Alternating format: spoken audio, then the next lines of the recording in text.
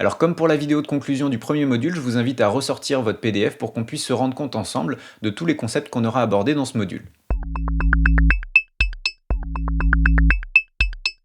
Donc dans cette seconde partie de formation, on a commencé par un outil super important dans Ableton, à savoir les automations. On a vu comment faire 3 types d'automations, les automations droites, les automations en courbe et les automations en escalier.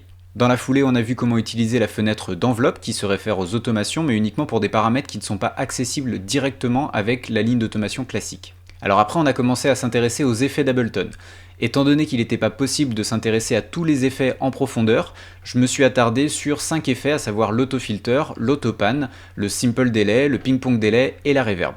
En bonus, on a vu un effet MIDI, l'arpégiateur, et pendant qu'on étudiait tous ces effets, on est tombé sur des boutons de paramètres qui vont revenir assez souvent dans d'autres effets d'Ableton.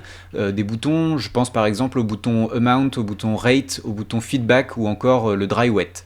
Donc toutes ces choses qu'on a vues au travers de ces quelques effets, c'est des choses que vous allez retrouver et que vous allez pouvoir réappliquer. Ensuite, on s'est intéressé aux pistes de retour et donc au concept de traitement du son parallèle. De là, on s'est intéressé à l'enregistrement dans Ableton Live, que ce soit pour l'audio ou pour le MIDI. On a vu comment le configurer, on a vu les boutons qui étaient obligatoires de presser et on a vu les options qui étaient accessoires mais qui pouvaient nous simplifier la vie. Et ça nous a amené derrière à un gros morceau d'Ableton, à savoir la vue session.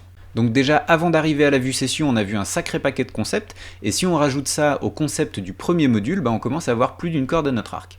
Pour ce qui est de la vue session, on s'est tout d'abord familiarisé avec son interface, ensuite on a développé les concepts de clip et de scène, on a vu comment enregistrer en vue session, et ensuite, une fois qu'on avait enregistré toutes nos idées, qu'on avait testé toutes nos idées dans ce grand bac à sable, on a appris comment les transférer vers la vue arrangement. Suite à ça, via le prétexte des instruments virtuels présents à l'intérieur de Live, on a vu comment utiliser des presets, et aussi comment utiliser des plugins. À la suite de quoi, on a entamé la dernière ligne droite en apprenant comment est-ce qu'on pouvait assigner des paramètres d'Ableton à un contrôleur MIDI.